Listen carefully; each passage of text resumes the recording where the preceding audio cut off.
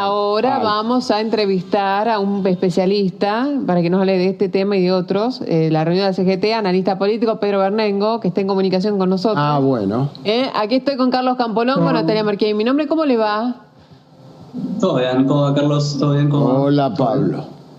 Bueno, Pedro, a ver, díganos, está a las 16 horas la reunión del Gobierno Nacional con los integrantes de la CGT, el primer encuentro oficial, hay como roces, rupturas dentro de la CGT. ¿Qué análisis hace esta reunión? Bueno, la CGT tiene tres grandes intereses, ¿no? Que trata de buscar una negociación ahí con el gobierno. Por un lado, preservar como el modelo sindical, es decir, la idea de la estructura sindical. Eso se puede relacionar a cuestiones como lo que en la televisión se puede llamar como la caja del modelo sindical, del sindicalismo. Por el otro lado, lo que busca es proteger fuentes de trabajo y, por último, busca defender derechos de los trabajadores. El gobierno ahí busca tener algún tipo de acuerdo para poder llevar adelante la ley bases al Congreso y tener un mayor consenso en eso, teniendo el respaldo de la CGT, ¿no? En ese sentido, la CGT termina estando dividida o aislada un sector como el de Pablo Moyano y termina hablando con Daer, con Acuña, con otros sectores de la CGT. Muy bien. Sí, hay una cuestión, llamémosle, así como lo decimos muchas veces de los liderazgos políticos, hay un intento de diferenciación. Pablo diría, está... Pedro, Pablo es de la CAME. No. Pablo Moyano. Pablo Moyano, no Pablo Bernengo. Pablo busca un perfil diferenciador, están ahí tratando de jugar a ver en la pole position, digamos, entonces quiere buscar una diferenciación con el resto de la CGT. Convengamos y expliquémosle a la gente que la CGT, obviamente, si tiene un triunvirato, es porque no hay una homogeneidad como en otras épocas hubo.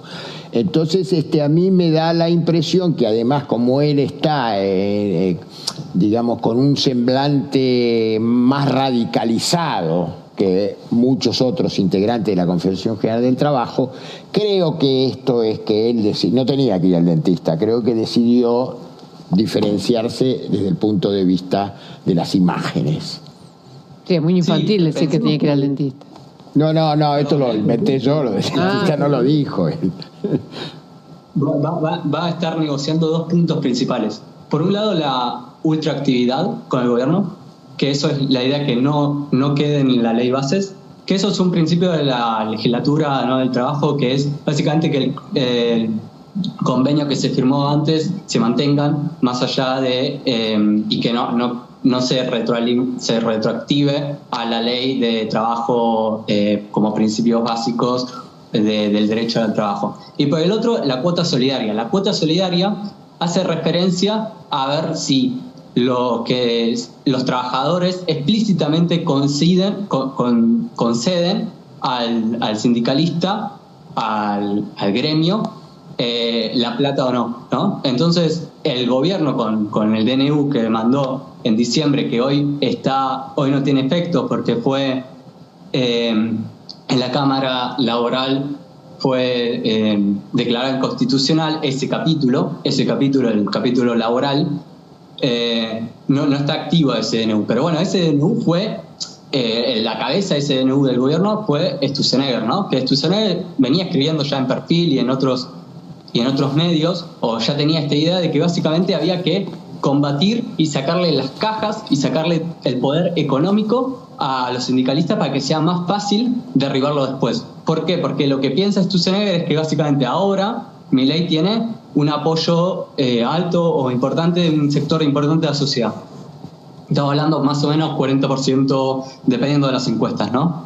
Pero si Milei empieza a desgastarse, el sindicalismo va a empezar a jugar un papel mucho más predominante y la política en sí va a empezar a jugar un poder mucho más predominante. Entonces Sturzenegger dice, bueno, anticipémonos a este escenario y saquémosle el poder económico que pueden llegar a tener estos sindicalistas.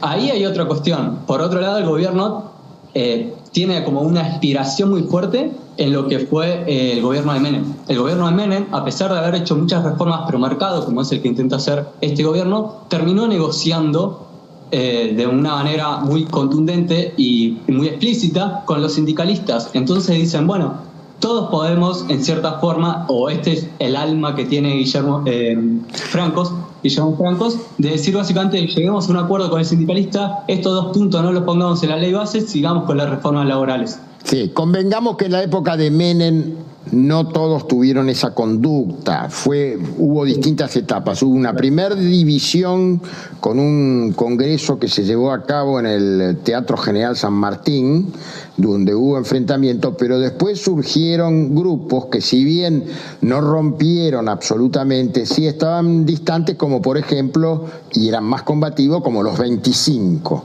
O sea, esta es, yo diría un poco la historia. Esos 25 eran más combativos que los que hoy se llaman gordos, ¿no? Claro, exactamente. Sí, básicamente es otra vez arrancar un poco al principio, ¿no? ¿Cuáles son las prioridades de lo que se llaman los gordos, ¿no? Saer, Acuña, Martínez, Solá, Lingeri. Esos buscan básicamente preservar la estructura, por un lado.